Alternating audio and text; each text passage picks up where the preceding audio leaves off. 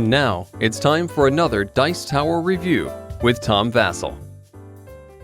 Hey folks, today we're taking a look at the game called which is not necessarily the best name to name a game because, like, hey kids, you want to play Do you want to play I don't know. Anyhow, this was nominated for the Kinderspiel Award this year. Each year in Germany, there's 3 games that this jury nominates to be the best children's games of the year. The winner is almost always a game that I really love.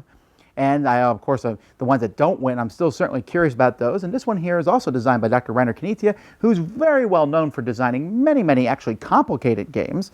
This one is not a complex game. It's a game, again, specifically aimed at kids, but it's also a cooperative game and also kind of a push your luck style game. Let's take a look.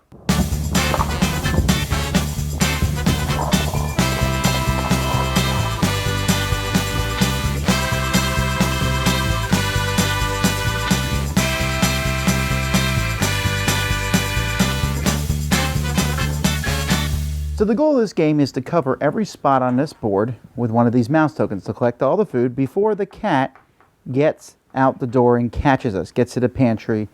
So this is a cooperative game, and each player will take a turn, and they're going to roll the dice. So you can play this solo, really, and I'm going to show you a little bit here. So I roll these dice. Now, you can keep 1, 2, or all 3 of these. Now, what I'm going to do is I'm going to keep all 3. So I can put a die there, and a die there. And I'm going to put a token on each one of those. Now, I have to move the cat unless I finished a piece of food. That one I did finish. So now I'll try again. I rolled. Now I can't use the X, and I have to put something out every turn. So in this case, I'm going to put another token. I'm going to put this die on the fish, and then I'm going to re-roll. So now I rolled another fish and a carrot. Oh man. Okay, I'm going to put the fish there. Then I'm going to roll again, and oh man, how lucky was that? I rolled another fish, and I put these here, and I don't have to move the cat again. So now I roll, fish, cheese, and so I'm just going to put the cheese over here, and then roll again. I got 2 fish. I'll put them both here. Boom, boom. So you can see that I've done pretty well so far. Now I roll a pickle, a fish, and a cheese. So, you know what? Maybe I'm just going to take that roll. So fish, pickle, and cheese. Now, I didn't finish anything, so I have to move the cat 1 space. But I need to start working on these longer ones. Well, here I rolled 2 X's, so I have to put 1 on the fish. So I put on the fish. I roll again. I roll double cheeses. I'll finish that cheese. Now, here's the deal. Let's say I put 1 here on the cheese, and then I rolled again. And when I rolled again, I rolled an X. I can't place this die. You have to place the die every time you roll. In this case, I don't get to put tokens on those at all, and the cat moves 1. So every time I mess up, the cat is going to move 1.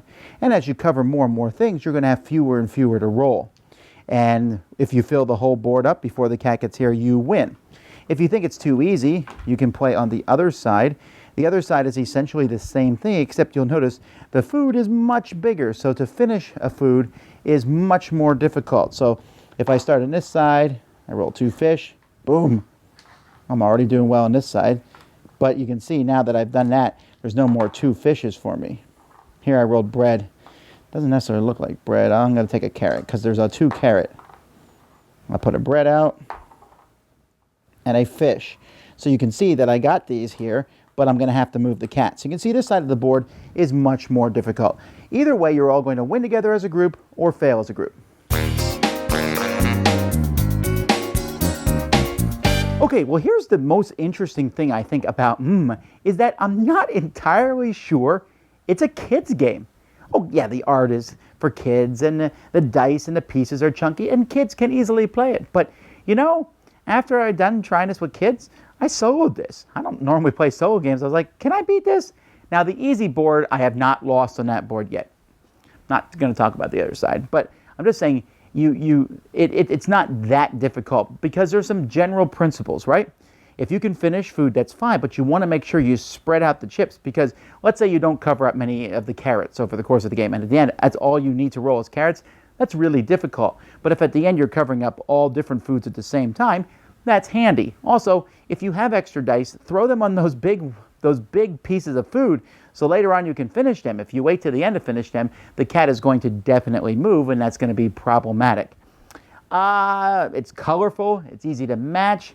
The rolling the dice, there's always a chance. For example, you could roll 3 X's on your first turn. I haven't seen that happen, but I have seen double X's rolled before on the second turn. But it's just one of those things. You're like, and when you play this with kids, you're like, hey, do it together. Because essentially, this is a cooperative game, but essentially it's a solitaire game that multiple people can play. I can see necessarily why this one didn't win the Children's Game of the Year, because I don't know how often I would hand it to my kids and say, here, go play this by yourselves.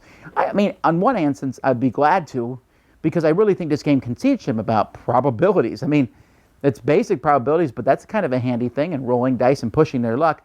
But this is one of those games where maybe sometimes those are things that you can teach them and work together. It's kind of a family game.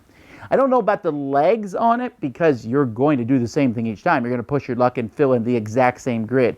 It'd be interesting if you could press a button and randomize the grid each time so that it's different. But, well, you do have 2 sides. So I do enjoy it, though. I think it's a neat game. Just go into it. This is a game that, as an adult, when the kids aren't around, you could play it. It's light for adults, but it's still... It's I don't know, this is a much more thinkier game than I normally play with kids, but that's not necessarily a bad thing. And it's covered with this very cute theme and thing, and almost, you look at it and you're like, that's nothing. No, it's not nothing. There's actually some interesting decisions to be made in this game. And you get to chuck dice. And it's about food. That's a good combo. Dice Tower Judgment, approved. Thanks so much for watching the Dice Tower videos. Find more great videos and reviews, as well as our top-rated audio podcast at Dicetower.com. You can also find other great shows at Dicetowernetwork.com. I'm Eric Summerer, and you've been watching The Dice Tower.